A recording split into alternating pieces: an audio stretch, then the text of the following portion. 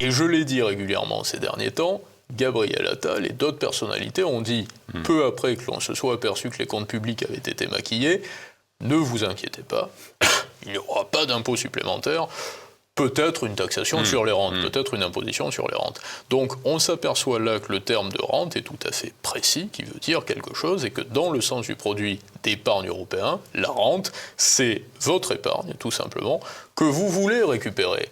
Auparavant, ce qu'on qualifiait comme étant une rente, c'était le résultat d'un patrimoine immobilier, on va dire le produit pour un gros propriétaire qui gagnait de l'argent sans travailler. On considérait que la rente, c'était l'argent qui tombait un petit peu du ciel et qui n'était pas le résultat du travail. Aujourd'hui, on considère que la rente, c'est tout simplement l'épargne lorsqu'on veut qu'elle soit disponible.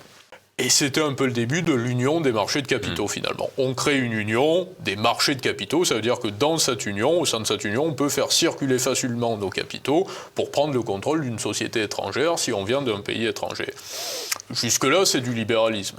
Certains vous diront « Ouais, mais c'est trop mondialisé. » C'est vrai, c'est pas faux, mais c'est du libéralisme. Donc on peut être pour, contre.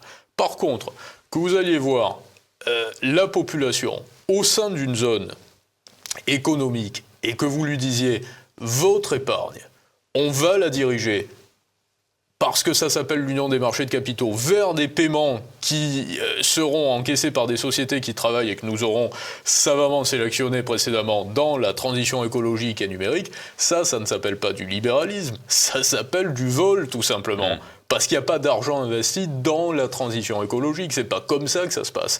Il y a de l'argent qui est pris et il y a des paiements que l'on fait passer pour des sociétés. Dans l'eurosystème aujourd'hui, vous avez des États malades, qui sont dirigés par des personnes qui sont atteintes de pathologie également, malheureusement.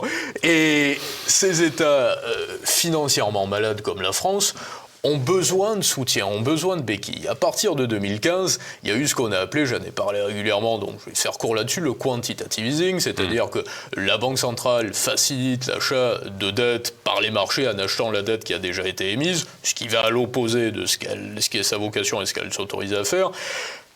Aujourd'hui, il faut passer à une étape supplémentaire, c'est-à-dire qu'il faut ponctionner directement la population de l'eurosystème. Ponctionner la population, pourquoi ? Pour faire passer des paiements qui vont faire vivre un système de plus en plus glouton, qui est l'eurosystème et la dépense publique. Auparavant, on disait, comment est-ce qu'on peut faire pour financer les États ?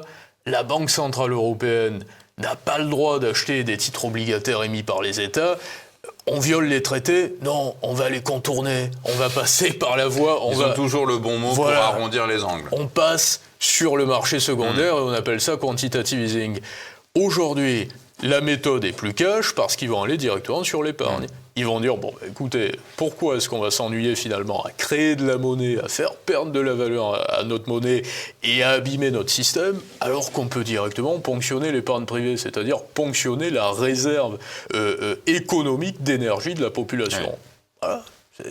Ils vont de plus en plus cash dans la ponction de la richesse privée. Ah, on va faire du souverainisme européen. On va faire du souverainisme européen. C'est l'état d'esprit des européistes aujourd'hui, puisque là aussi, c'est Valérie Hayé qui disait « il n'y a pas d'attaque frontale sur Valérie Hayé », parce que ce sont ses propos qui disaient « non, elle me répondait hier, mais monsieur, les décisions qu'on prend, on les prend en européen ». Bon, moi, je n'avais pas l'impression qu'on était une nation européenne, mais... Sommes-nous citoyens européens ? Bon, on est citoyens, on est 450 millions, vous savez, on est tous des frères, on va tous s'entraider, ça marche dans les chansons d'Enrico Macias, mais pas beaucoup ailleurs, voilà. La réalité, c'est que la nation européenne marche uniquement dans un sens organisationnel, mais pas libéral. C'est ça qui est en train de se produire. C'est que la gouvernance européenne prend du pouvoir pour pouvoir récupérer, pour être en capacité de récupérer et d'exercer du pouvoir. Mais absolument pas pour être en capacité de tracer un avenir vertueux, ni sur le plan de la santé publique, ni sur le plan de la souveraineté numérique et de toutes ces mythologies.